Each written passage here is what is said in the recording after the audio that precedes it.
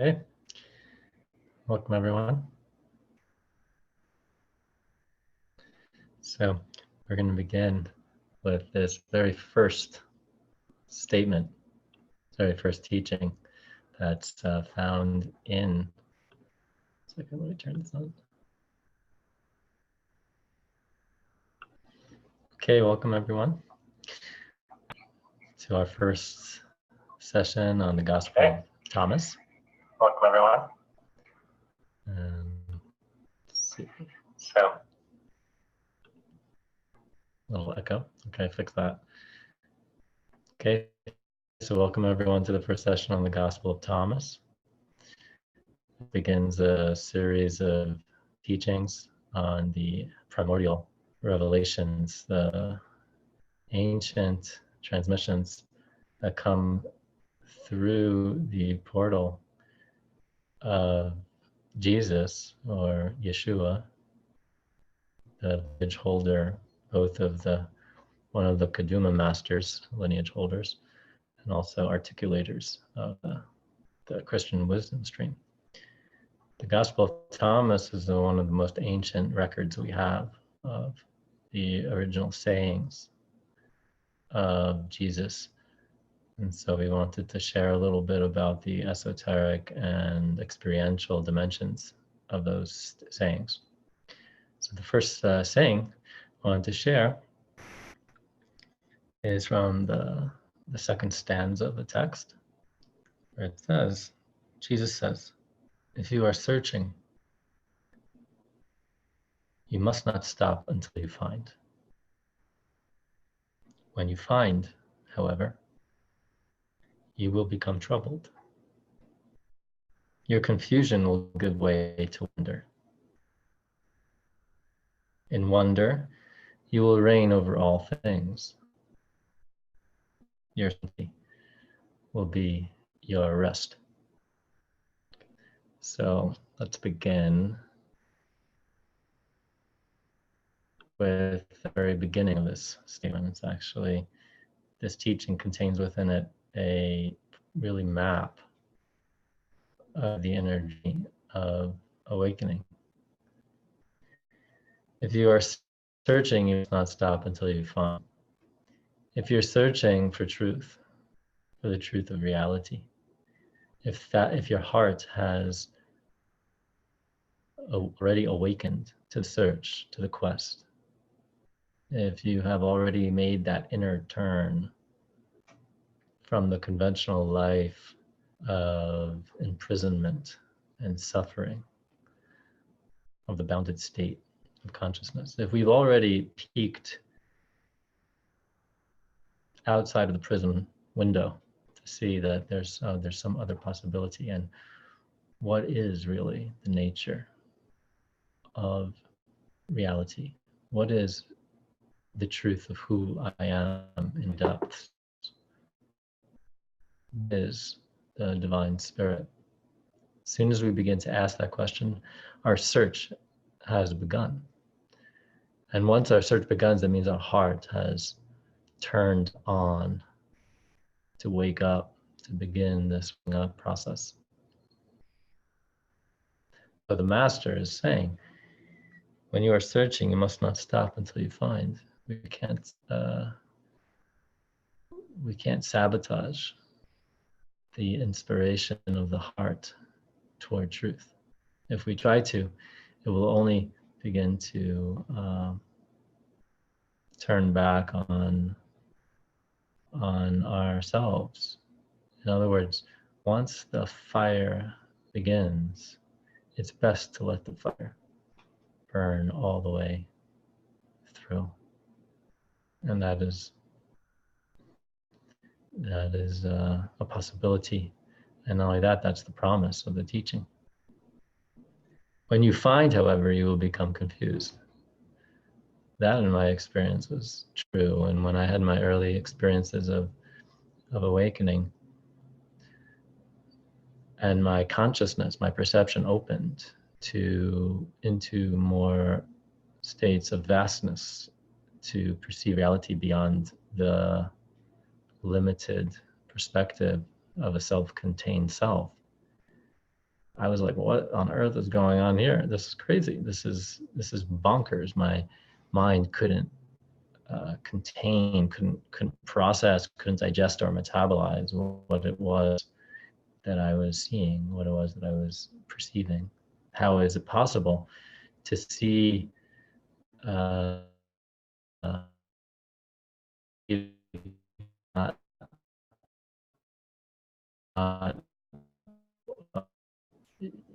orienting from a separate self? And so there's a kind of confusion that arises. But the master teaches your confusion will then give way to wonder. So if we stay present with the confusion, if we allow the confusion and not fight it, not try and change it, fix it, judge it, but just accept, wow, okay, there's confusion. I'm just going to allow the confusion to be here. That will give way to wonder. In my own experience, such in fact is true, is the case. At first, there's a great deal of confusion when we begin to awaken.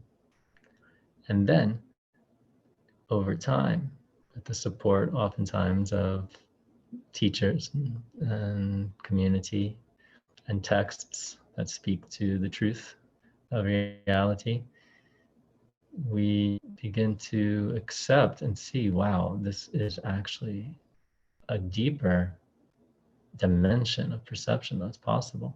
This is really the way things are, that we are not a separate, isolated, encapsulated self, but we are intimate with one with uh, completely interpenetrated with the totality of creation and even beyond, with the cosmos. And a magnificent sense of wonder, of awe, awesomeness, and wonder can open up. And that's where the heart and the body and the mind kind of come into alignment in this experience. And we're left with just a sense of the radical amazement of the way things actually are when we step out of the prison cell. In wonder, you will reign over all things. Your sovereignty will be your rest. So the wonder then becomes another kind of portal, a portal of presence. In the ancient Hebrew tradition, which this is a text that is an expression of the ancient Hebrew lineage stream, the principle of kingship, of sovereignty, is intimately related to the divine presence manifesting itself on earth, manifesting itself through the incarnation of human flesh. And so when we open to the wonder that is the truth of reality, that wonder then bridges, unifies, or weds our individual human consciousness, our particular incarnation, with the vastness of being, with the cosmic, you could say, kingdom of heaven.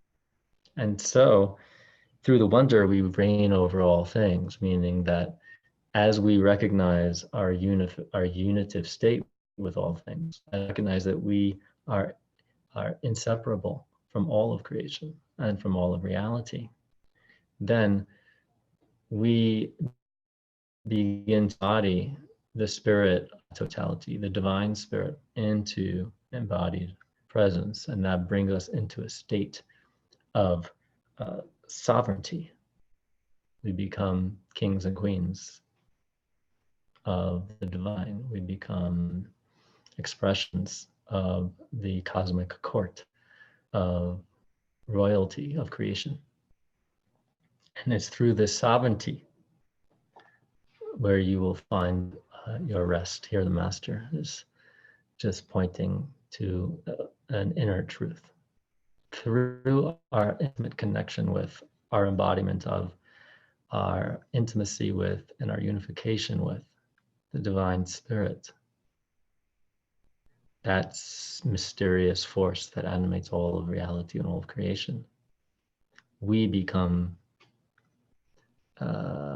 holders, carriers of the kingdom of heaven here on earth. In Hebrew, it's Malchut Shamayim, the kingdom of heaven. And as we participate in the divine, you could say, the divine cosmic court of kingship and queenship, our presence magnifies. And as our presence magnifies, as we become messengers of the kingdom, we experience a deep peace, an inner peace, a silence, a sense of all things have become into alignment and all is well within and without. So there's a unification of the inner and the outer. And in that, we are able to rest in the deepest way. So thank you for sharing this first session on the Gospel of Thomas. And we'll be sharing more soon. Much love.